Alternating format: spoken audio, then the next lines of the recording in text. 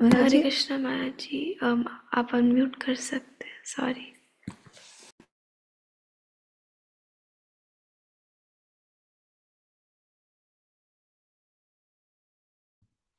From your side, you have done something. I could not unmute. Okay. आज की इस प्रातः बेला में आप जितने भी श्रद्धालु श्रोताएं अभी तक सेशन में ज्वाइन किए हैं या कर रहे हैं और करने चाह रहे हैं, सभी के इसी चरण में मेरा सादर प्रणाम स्वीकार करें। वांछा कल्पतरुभ्यश्च कृपा सिंधुभ्यैव च पतितानां पावनेभ्यो वैष्णवेभ्यो नमो नमः। हमारा गीता चर्चा का क्रम 728। येषां तु अंतगतं पापम जनानां पुण्यकर्मणां ते द्वंद्वमोह निर्मुक्ता भजन्ते मां दृढ़व्रताः। जिन मनुष्य ने पूर्व जन्म में तथा इस जन्म में पुण्य कर्म किए हैं और जिनके पाप कर्म का पूर्णतया उच्छेदन हो चुका है, वे मोह के द्वंद्व से मुक्त हो जाते हैं और वे संकल्प पूर्वक मेरी सेवा में तत्पर होते हैं। प्रभुपाद कहते हैं, इस अध्याय में उन लोगों का उल्लेख है जो दिव्य पद को प्राप्त करने के अधिकारी हैं। नास्तिक, मूर्ख तथा कपटी हैं, उनके लिए इच्छा तथा घृणा के द्वंद्व को पार कर पाना कठिन है। केवल ऐसे पुरुष भक्ति स्वीकार करके क्रमशः भगवान के शुद्ध ज्ञान को प्राप्त करते हैं, जिन्होंने धर्म के विधि विधानों का अभ्यास करने, पुण्य कर्म करने तथा पाप कर्म के जितने भी अपना जीवन लगाया है, पुण्य कर्म करने तथा पाप कर्म के जितने में अपना जीवन लगाया है, फिर वे क्रमशः भगवान का ध्यान समाधि में करते हैं। आसीन होने की यही विधि है। शुद्ध भक्तों की संगति में कृष्ण भवनामृत के अंतर्गत ही ऐसी पद प्राप्ति संभव है।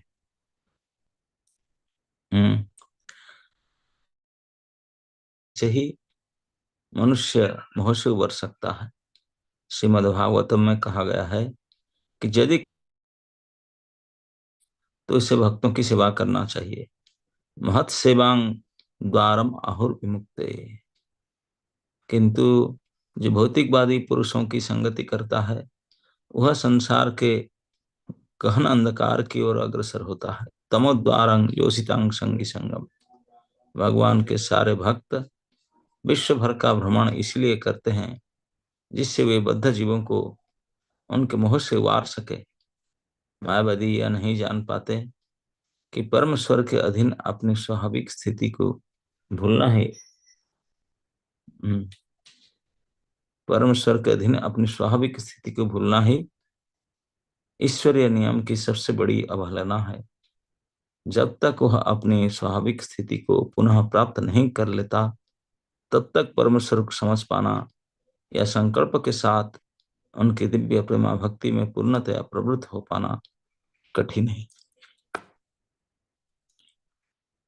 तो कल हम चर्चा कर रहे थे पिछले श्लोक में कि भगवान को भजन नहीं करते हैं जिन लोग द्वंद्व मोह में सम्मोहित हो जाते हैं। और द्वंद्व मोह आता है इच्छा और घृणा, इच्छा और द्वेष से।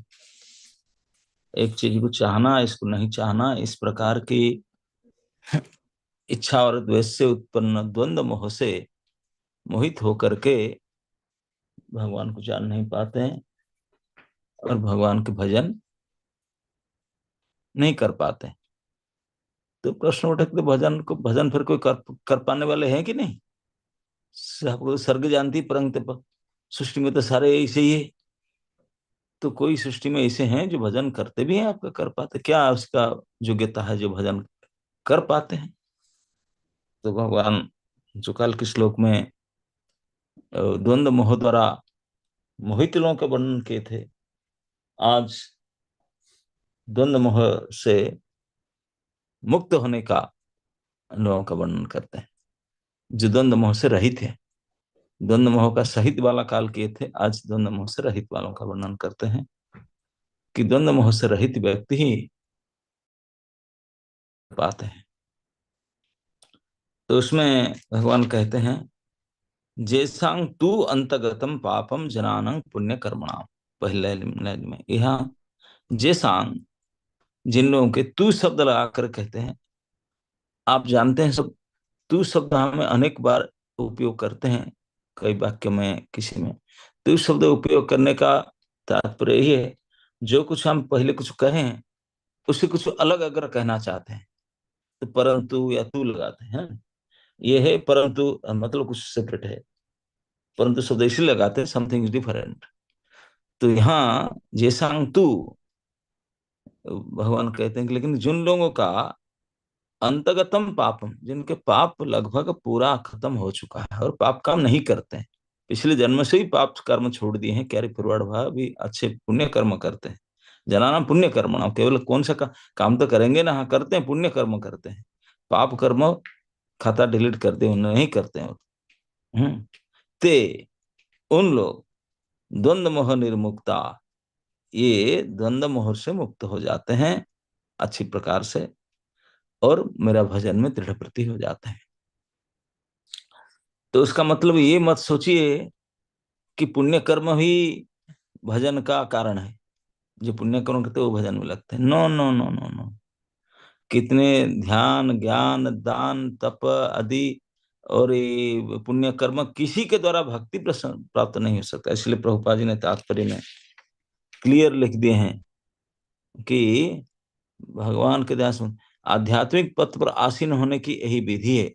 शुद्ध भक्तों की संगति में कृष्ण भावनामृत के अंतर्गत ही ऐसी पद प्राप्ति संभव है, क्योंकि महान भक्तों की संगति से ही मनुष्य मोह से उबर सकता है। भक्त संग बिना, भक्त की कृपा बिना, है ना नहीं। लेकिन ये भक्त संग और पाना भी इतना आसान नहीं है, थोड़ा बहुत पुण्य करना पड़ेगा। ये जो पुण्य स्वर्ग कामी भोग कामी पुण्य नहीं, कुछ होता है भक्ति उन्मुखी सुकृति पुण्य। क्योंकि भगवान पहले इस अध्याय में बोले थे, 4 प्रकार के पापी हैं जो मेरा भजन नहीं करते हैं, और 4 प्रकार का पुण्यात्मा है जो मेरा भजन करते हैं।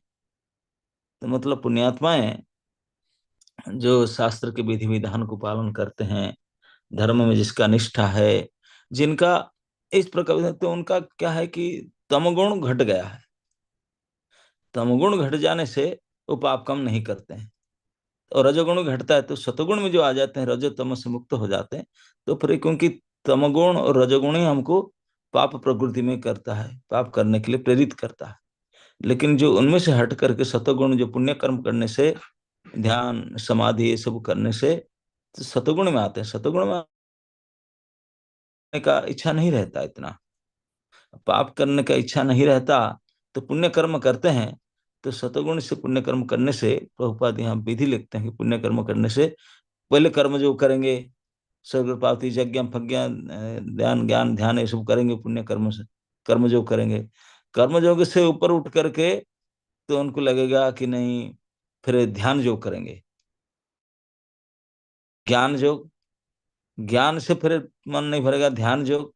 लेकिन अंत में भक्त को कोई संगति पा करके, बोलते भक्त संग से फिर भक्ति योग में आते हैं, फिर इतने दृढ़ हो जाते हैं उनके, क्योंकि ऑलरेडी 3 काम कर चुके हैं, 3 काम कर चुके हैं, तो इतनी दृढ़ता प्राप्त हो जाता है। तो बिल्कुल दृढ़ भजन करते हैं। तो मतलब ये मत समझना कि पुण्य कर्म करने का, पुण्य कर्म भक्ति का कारण है, नहीं नहीं नहीं। भक्ति का कारण तो भक्त संग ही, भक्ति ही भक्ति का कारण है, और कुछ नहीं हो सकता। भक्ति परम स्वतंत्र है। लेकिन भगवान ये कहते हैं भक्ति में दृढ़ता आता है, भक्ति में दृढ़ता आता है यदि हम पुण्य कर्म ना करके, है ना, पाप कर्म ना करके पुण्य कर्म करते हैं। उसका मतलब है जो पापी है वो भक्ति में मन लगेगा ही नहीं उनका, कितनी चेष्टा करे लगे, मतीर्ष्ण कृष्ण परतः स्वतो होगा। चाहे दूसरे कोई हेल्प करे या खुद की लगाओ, पति लगेगा ही नहीं कृष्ण में, पाप के कारण, है ना नहीं। जो पापी होते हैं उनको कितने भी बोलो प्रभु थोड़ा एक बार तो हरे कृष्ण बोल दो, है नहीं करेंगे वो, घमंडी है, पाप नहीं करने देगा। हम्म। जैसे हम सुने हैं कि महर्षि वाल्मीकि जो पहले दस्यु रत्नाकर थे, उनको जो समझ में आया नारद जी ने समझा दिए, बोले कि आप अ, राम नाम करो, उनके मुंह से राम नाम नहीं आ रहा था, क्योंकि पाप था, इसलिए नहीं आ पा रहा था। तब फिर नारद जी ने, सुपर डॉक्टर थे, अल्टरनेटिव मेडिसिन लगाए, बोले मरा मरा करो। तब फिर उन्होंने मरा मरा के भाव से फिर उनका पुण्य उदय हुआ, फिर नाम कर पाए। तो इस प्रकार पाप रहने से नाम में नहीं आता, भक्ति करने नहीं देता। तो भगवत भजन के लिए पाप कर्म बहुत बड़े बाधक है, और पुण्य कर्म बहुत ही हेल्पफुल है। हम्म। तो इसलिए जो भजन, एक्चुअली संत वाणी से हम ऐसे सुने हैं कि पाप होता है 1.5 और पुण्य होता है 1.5। आप समझ नहीं पाएंगे 1.5 1.5 क्या है। 1.5 का मतलब है, वो समझाते हैं कि भगवान से विमुख हो जाना, भगवान को भूल जाना, ये है 100% पाप, एक पूरा पूरा। और बाकी दुनिया में जितने प्रकार पाप कर्म, ये तो आधे हैं, वो 1.5 हो गया, है ना नहीं। तो ये होता है भगवान को भूल जाना, सर्वश्रेष्ठ पाप हुआ, वो हो गया पूरा फुल 1। और जावतीय प्रकार के चोरी नारी इत्यादि इत्यादि जितने प्रकार पाप है, ये सब आधे खत्म, आधे नाम कोटि में आते हैं, आधे पॉइंट पर। तो 1.5 हो गया पाप। और पुण्य 1.5 क्या होता है ना, भगवान के उन्मुख हो जाना, सन्मुख हो जाना, भगवान मैं तुम्हारा हूँ, तुम्हारे लिए हूँ, तो हो गया 100% पुण्य, पूरा 1 पुण्य हो गया एक। और बाकी जो छोटे मोटे पुण्य कर्म आप सब करेंगे, ये हो गया आधे पुण्य, 1.5। तो इस प्रकार 1.5 पुण्य होता है और 1.5 पाप होता है। तो समझ में आया क्या है, भगवान के विमुख हो जाना, भगवान से विमुख होना है सर्वश्रेष्ठ पाप। और भगवान के उन्मुख होना, भगवान के उन्मुख हो जाना या सम्मुख हो जाना, सर्वश्रेष्ठ पुण्य। जब भगवान के सम्मुख हो गया तो करेगा ही पुण्य, और तो भगवान के लिए सब अच्छा ही करेगा। तो इसलिए मुख्य है पाप और पुण्य। ये नहीं कि कुछ हमको पुण्य काम के, नो नो नो, असली पाप पुण्य समझ लो, भगवान से विमुख हो जाना ही पाप, भगवान के सम्मुख हो जाना ही पुण्य। क्योंकि भगवान के सम्मुख हो गए, पाप फिर टिक नहीं सकता। अब भगवान से विमुख हो गए, अब पाप छूट नहीं सकता, पुण्य हो नहीं सकता। तो इसलिए कहीं सन्मुख हो ही प्रभु, जब जब जब प्रभु के सन्मुख जीव हो जाता है, तब समस्त पाप उसको छूट जाता है। तो इस प्रकार से भगवान के सम्मुख हो जाना, भगवान की तरफ हो जाना। अब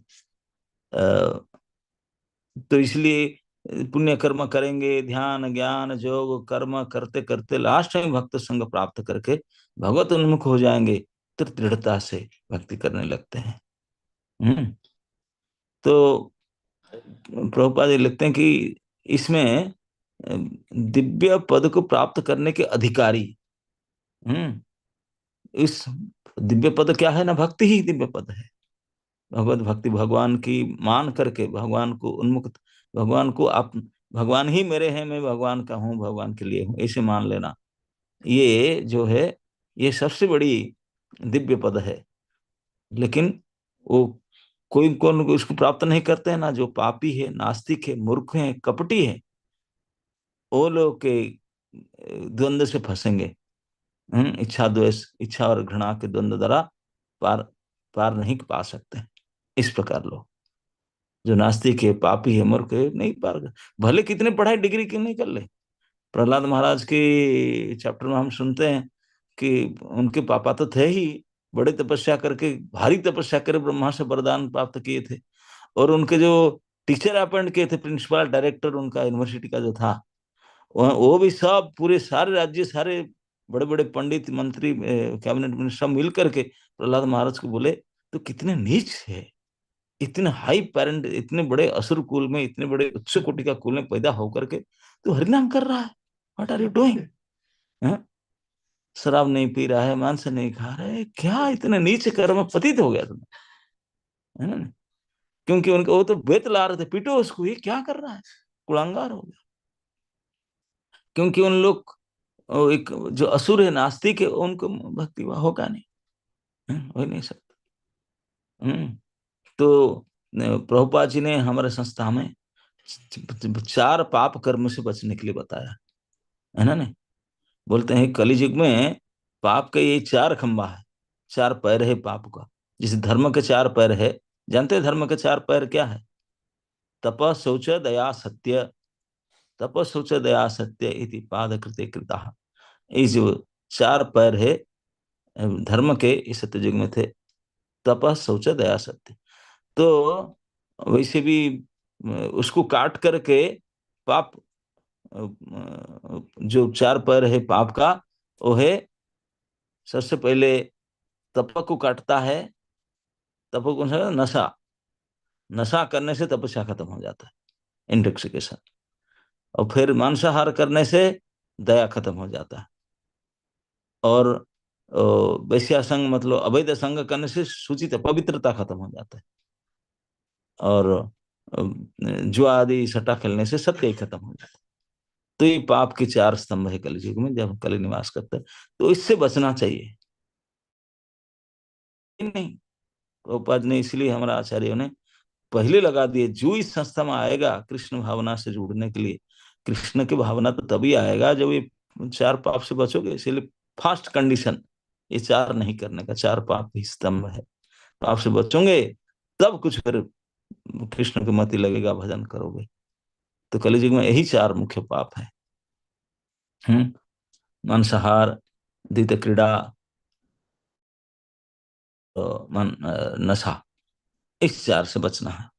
उसके अलावा मैं बताया कि सबसे बड़ी पाप तो ये भगवान को न मानना, हरि विमुख हो जाना सबसे बड़ा पाप है।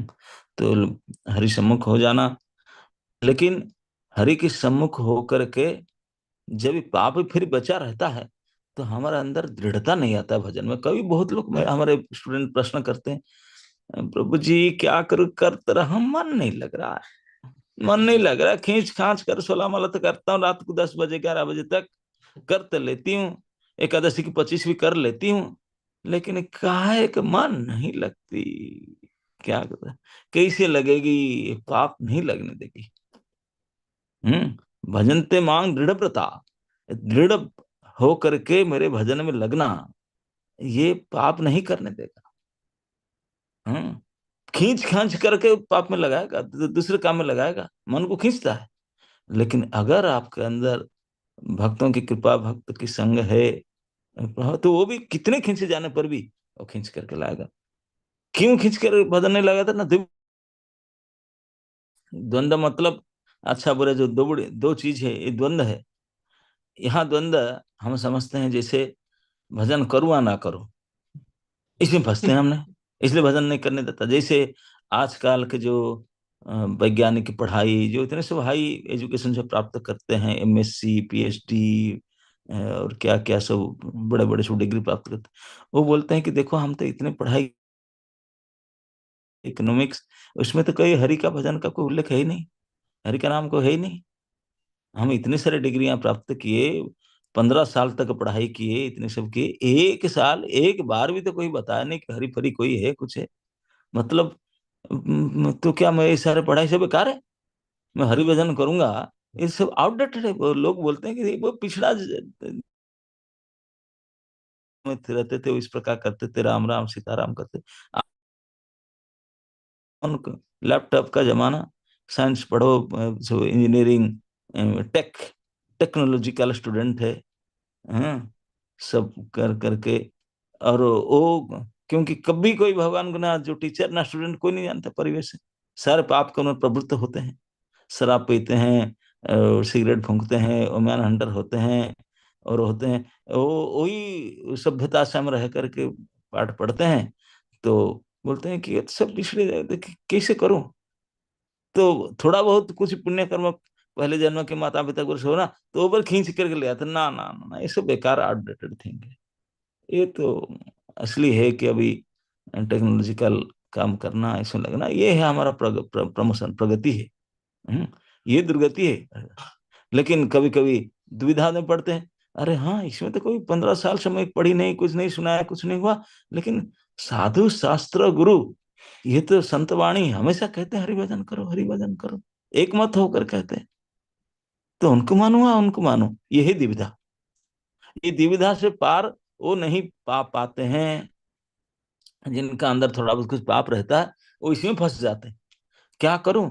साधु लोग को भी बताते हैं, संत लोग को बताते हैं, गुरुजन भी बताते हैं, शास्त्र भी लिखा है, लेकिन हमारा कोर्स में 15-20 साल का करीब पीएचडी का, उसमें एक भी है नहीं। What should I do then? कभी मन इधर खींचता है, मन इधर खींचता है। यही दुविधा, द्वंद्व मोह। इस द्वंद्व पट मोह से निकल उतर नहीं पाते। उतरने से दृढ़ता होगा। मतलब जिनका अंदर दृढ़ता आ जाए भजन में, भजन में दृढ़ता आ जाना इतना आसान काम नहीं है। कुछ भी हो जाए, no matter whatever happens, मैं तो भगवान के भजन करूंगी ही, भगवान के भजन करूंगा ही, इतनी दृढ़ता आ जाए।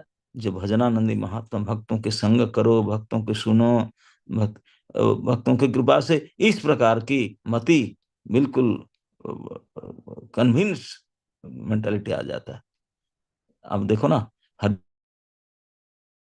प्रसंग आता है चेतन भागवत में, हरदास ठाकुर को बड़े बड़े मौलवी और बड़े बड़े हिंदू के पंडित भी, दोनों मिल करके, पंडित तो बोले, बोले पागल है, हरि नाम हरि चिल्ला कर बोलता, हम ठाकुर जी को सुला भी नहीं देता, डिस्टर्ब करता है हमारे भगवान को, नारायण को डिस्टर्ब करता है। और मौलवी बोले, तुम देखो इतने अच्छे कुल में जन्म होकर के, मुसलमान कुल में, तू ये काफिर हिंदू का नाम क्यों नहीं लेता, क्यों लेता? हमारे ईश्वर का नाम लो। हमारे ईश्वर का फोटो भी नहीं है, कुछ रूप नहीं, कुछ नहीं है। हैं? तो बैठ करके साउंड सिस्टम लगा करके 5 बार हल्ला करो, तुम यहाँ चुप कर बैठ कर ये क्या करता है? तो वो हरिदास को नहीं मान रहे थे, दिव्य जवान कुल में थे, वो तो हरे कृष्ण कर रहे थे। वो बोले नहीं कि तुम्हारा भाषा में ईश्वर एक, ईश्वर सब एक ही है, आप जैसे समझो कोई। लेकिन इस बात को, उनकी भक्तिमय बात को कोई नहीं समझा। और सारे काजी और पंडित मिल करके बोले, ये तो धर्म नष्ट कर रहा है, तो कई लोगों को बिगाड़ देगा। तो काजी बोला, देख मुझे कहते, I will take severe action, तू प्लीज बोल दो, अपने ईश्वर का नाम छोड़ दूंगा। हरिदास ठाकुर बोले, नहीं, आप जो करना कर, ईश्वर अगर मेरा कोई पाप है, मुझे अगर दंड देना चाहता है ईश्वर, तो मैं स्वीकार करूंगा, आप बोलने से मैं नहीं करूंगा। बोले, जानते कठिन दंड दिया जाएगा। और वो सारे काजी ने डिसाइड किया उनके साथ मौलवी से मिलकर, वो क्या दंड?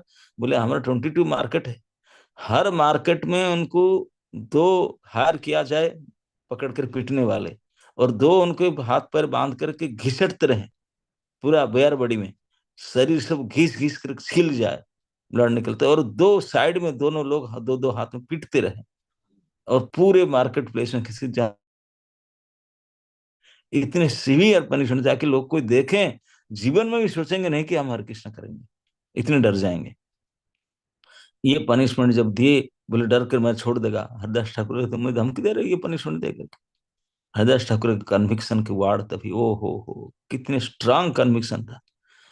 खंड खंड हई यदि देह न नहीं प्राण, खंड खंड हई देह नहीं यदि प्राण, जाय यदि प्राण, खंड खंड हई देह जाय यदि प्राण, तब न छाड़ी मुंह बदने हरि नाम।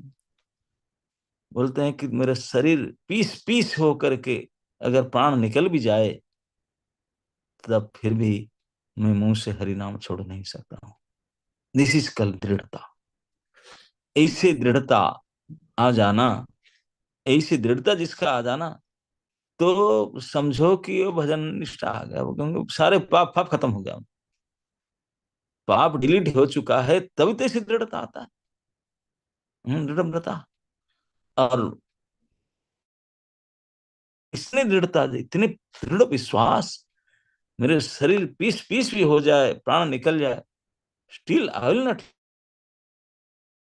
मैं मुंह से हरिनाम छोड़ नहीं सकता। ये है दृढ़ता। इस प्रकार दृढ़ भाव से भजन करो। नहीं तो हमारे, नहीं वो मुझे ऐसे कर रहे हैं इसलिए छूट गया, थोड़ा ठंडी हो रहा है जाने दो, कौन उठता है आज, ये करते, क्या क्या बहाना बनाते रहते हैं। हम्म अगर शारीरिक कुछ पीड़ा हो गया तब तो बेड बैग गए पार्किंग में, उसको कौन पूछे। हम्म लेकिन यहाँ हरिदास ठाकुर से हमको प्रेरणा लेना चाहिए। उनको इतने बड़े दंडित किया गया, चैलेंज किया गया, समाज में सबसे नीच मान करके, बोले पीट पीट घीस कर पीट पीट कर मार डालेंगे, लेकिन फिर भी इतने दृढ़ता था उनका अंदर कि निष्पाप थे। इस दृढ़ता के खंड खंड हो यदि, खंड खंड हई देह जाओ यदि प्राण, तथापि बदने ना छाड़ी हरि नाम, फिर भी मैं हरि नाम नहीं छोड़ सकता हूँ, ये दृढ़ता। तो हमको चाहे भूत प्रेत पिशाच पकड़े, चाहे हमको कोई बुखार हो जाए, पेट खराब या दर्द और क्या हो जाए, कुछ भी हो जाए, मैं जानता हूं ये शरीर तो ऐसे ही मिटने वाला है। बीमार होकर के मिटे या अच्छा रहकर मिटे, कोई अच्छे नहीं क्या, कैसे भी करे, रोगी होकर मरोगे, भोगी होकर मरोगे, मरना तो निश्चित है। तो फिर हरिनाम क्यों छोड़ोगे, प्रभु को क्यों छोड़ा, हम तो केवल, तो प्रभुपाद जी ने एक बहुत बड़ी बात लिखी इधर कि दृढ़ता कैसे आएगा। कहा गया है यदि कोई सचमुच मुक्ति चाहता है तो उसे भक्तों की सेवा करना चाहिए। छाड़िया वैष्णव सेवा निस्तार पाई से केवा। हम्म किंतु जो भौतिकवादी संसार लोग करते हैं, तमो द्वारा जोशी सिंह, तो घोर अंधकार में जाते हैं। तो भगवान के प्रपद बोलते हैं इसलिए मैं सोसाइटी बनाया ताकि वो लोग घूम घूम करके एसोसिएशन दें, सबको जाकर होम डिलीवरी दें, एसोसिएशन भक्त संग दे ताकि भक्त बने, इसीलिए संस्था बनाया। नारद मुनि की तरह घूमते घूमते सब, हम्म जिससे बद्धजीव को उनके मुंह से उबार सके। मायावादी यह नहीं जान पाते कि परमेश्वर के अधीन अपने स्वाभाविक स्थिति को भूलना ही ऐश्वर्य नियम का सबसे बड़ी अवहेलना है। ये लाइन जो लिखे हैं प्रभुपाद जी ने, मैं जो कह रहा था ना कि ईश्वरीय आइन को भूल जाना सबसे बड़ा अवहेलना, सबसे बड़ी पाप है ये। बोला एक पाप है कि ईश्वर के विमुख हो जाना, और बाकी संसार भर के पाप डेढ़ आधा है, यही फुल पाप। तो इसी को प्रभुपाद जी लिखते हैं कि नहीं जानते परमेश्वर के अधीन अपने स्वाभाविक स्थिति को भूल जाना ही ईश्वर के नियम की सबसे बड़ी अवहेलना है। ये भूल जाना, ईश्वर के नियम क्या है कि हम नित्य दास, मैं दासी कृष्ण का, ये बात को भूल गए, अरे आई एम समथिंग, बस सबसे बड़े पाप हुई, सबसे बड़ी अवहेलना है, नेग्लिजेंस। जब वह अपने स्वाभाविक स्थिति को पुनः प्राप्त नहीं कर लेता, स्वाभाविक स्थिति क्या है, अमी कृष्णदास है विश्वास, हम्म या संकल्प के साथ प्रेमा भक्ति में पूर्णतः प्रबुद्धन है, यह संभव है नहीं। तो इसलिए हम अगर, भागवत में लिखा गया है भक्ति अधिकारी के लिए, मैं कल भी परसों शायद आपको बता रहा था, भागवत में भगवान कहते हैं कि जावत श्रद्धा जायत मत कथादिशु, मेरे कथा में जिनका श्रद्धा, किसी भी सौभाग्य से मेरे कथा सुनने में जिसका श्रद्धा श्रद्धा उत्पन्न हो गया तो वो तो भक्त के अधिकारी हो गया। नहीं तो जो किन्हीं का ज्यादा ना आसक्ति है, घर परिवार में, पति पत्नी में, किसी में भी, कुछ संसार में, शरीर में, संसार लोगों को आसक्ति नहीं, ना विरक्ति है, मीडियम वाले, उनको अगर भक्तों की संग मिल जाए, कथा मिल जाए, तो भी फटाफट वो भक्ति में आ जाते हैं। और भक्ति में आ जाने से, भगवान के भजन करने से ही तुरंत पाप नाशी नष्ट हो जाता है और दृढ़ता बनते चला जा रहा है, दृढ़ होते चले जा रहे हैं। हम देख रहे हैं हमारे कुछ स्टूडेंट है जो 2-3 साल पहले मेटेरियलिस्टिक मेंटेलिटी के थे, अभी धीरे धीरे केवल सुन करके, just by hearing attentively, they are becoming strong convicted, इतने दृढ़ता को प्राप्त करते हैं कि अब उनका मन में कोई रहता नहीं कि मैं पीएचडी करूं या करूं, क्या करूं क्या करूं क्या नहीं, अगर करूं पीएचडी तो केवल भगवान के लिए करूं, तो भगवान के लिए जीऊं तो भगवान के लिए, इस प्रकार की भावना मन में आ जाता है। ये है दृढ़ता। ये दृढ़ता जो आता है, इससे प्रूव है कि पाप नष्ट हो चुका है, नहीं तो इस प्रकार भावना मन में नहीं आता। इसलिए भगवान ने इस श्लोक में कहते हैं कि पहले तो मैं बताता कि द्वंद्व मोह से फंस करके भजन नहीं कर, मुझे जान नहीं पाते हैं, लेकिन जो द्वंद्व मोह से निकल जाते हैं, दुविधा से निकल जाते हैं, वो निकल जाते हैं जिनका पाप खत्म हो चुका है। पुण्य कर्मी हैं जो पुण्य करते हैं, पाप से निकल करके दृढ़ होकर के मेरे भजन में लग जाते हैं, दृढ़ होकर मेरे भजन में लग जाते हैं। लेकिन जो पापी कपटी नास्तिक, अब उन लोग को तो मन लगेगा ही नहीं, वो सुन नहीं सकते। तो इसलिए हमको पाप करना नहीं चाहिए। पाप जगत में क्या पाप विचार है, सुना करना, भक्तों की संग करना, भक्तों की संगति, भक्त की कृपा सबसे बड़ी भक्ति में। भगवान कहते हैं भागवत में, मत कथा श्रवणादिषु श्रद्धा जावत। कथा श्रवण में जिनका श्रद्धा उत्पन्न हो गया, देन समझ लो उनके पाप पाप से खत्म हो रहा है, सब हो रहा है भाई, ओनली बाय दिस पोटेंसी। श्रवण में श्रद्धा हो जाना सारे पाप को जलाकर भस्म कर देता है ना। सुन, और कुछ क्रिया कर्म करना कोई आवश्यकता नहीं, केवल हरि के सन्मुख होकर भक्तों के संग में बैठ करके भगवत कथा सुनना, इससे बढ़कर कोई पुण्य कर्म है नहीं। भागवत में अन्य तो फर्स्ट कांड में लिखा है ना, पुण्य कर्म सुन्नताम सुखताम कृष्ण पुण्य श्रवण कीर्तन। ना, इससे बढ़कर पुण्य क्या है? सबसे बड़ा पुण्य कर्म जो पुण्य कर्म, कुंभ मेला में जाते हैं, हमारा कुछ स्टूडेंट अभी जाएंगे पुण्य कर्म करने के लिए, नहाने के लिए, लेकिन जाएंगे अगर नहीं सुनेंगे, जाकर केवल डुबकी लगाकर आएंगे कि मेला देख कर आएंगे, हम कुंभ जाकर के आए, तो अहंकार होगा। लेकिन कुंभ कुंभ कुछ ने न जा करके अगर अटेंटिव हियरिंग करे, ये महाकुंभ के फल यही प्राप्त कर लेंगे, घर बैठ कर ऑनलाइन ही प्राप्त कर लेंगे, ऑफलाइन करे तो सही है ना। क्योंकि सुख था पुण्य श्रवण कीर्तन, वही पुण्य श्रवण कीर्तन ही सुनतांग सुख था कृष्ण, कृष्ण के बारे में सुनना, इससे बढ़कर पुण्य कैसे, कुछ नहीं। मैं इसलिए बोला डेढ़ डेढ़ पुण्य और डेढ़ पाप को ध्यान रखना आपने। सारे संसार के जितने जावतीय पुण्य कर्म सब आधे कोटि में है, केवल भगवान से भूल जाना, भगवान से अलग, यही सबसे बड़ी पाप है, और भगवान के सन्मुख हो जाना सबसे बड़ी पुण्य है।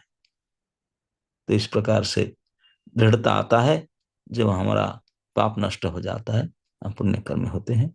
जो हम मन में सोचते हैं कि मन नहीं लगते, मन तो समझो कोई गड़बड़ी, पाप रुक जाता है। थोड़ा और सतगुण बुद्धि कर मन लगेगा, कितने दुविधा लगने पर भी कभी खींचेगा, अरे सब ये कहते हैं, ये कहते हैं, इतने सारे दोस्त हैं, सब नौकरी चाकरी करते हैं, क्लब जाते हैं, तुम क्या करते हो? मन खींचने पर भी पुण्य के प्रभाव से आपको मन खींच कर आएगा, नहीं छोड़ने दो आप, मैं नहीं खाऊंगी, ये सब नहीं करूंगी, बैठ के भजन करेंगे, श्रवण करेंगे, ये खींच करके लाएगा, वो द्वंद्व से निकाल करके लाएगा, द्वंद्व से फंस नहीं रहेंगे, द्वंद्व से मुक्त होकर के भजन में वृत्ति करा देगा।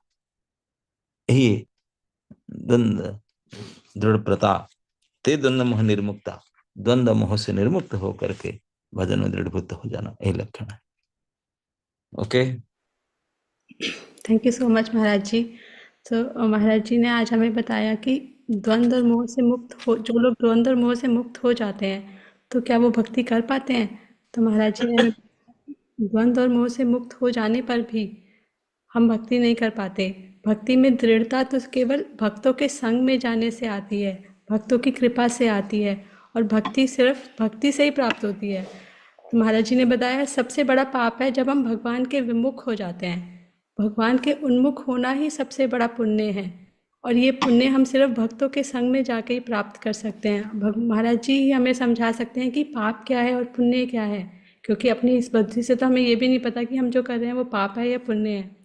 सो thank you so much Maharaj ji, हमें समझाने के लिए कि हम पुण्य कर्म सिर्फ स्नान करके पुण्य नहीं पा सकते। स्नान, हमें पुण्य तो सिर्फ श्रवण से मिलता है। आपकी कथा, अगर हम प्रतिदिन आपकी कथा सुनेंगे, आपके मुखारविंद से सुनेंगे, वो सबसे बड़ा पुण्य है। तो thank you so much Maharaj ji.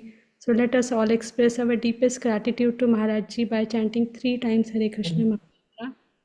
Hare Hare Krishna Krishna Hare Hare Hare Ram Ram Ram Hare Hare Hare Krishna Krishna Krishna Hare Hare Krishna Hare Hare Ram Ram Ram Hare Hare Hare Krishna Ram Krishna Ram Ram Krishna Hare Hare Krishna Krishna Hare Hare Hare Krishna Krishna Krishna Ram Hare Ram Hare Hare Ram Ram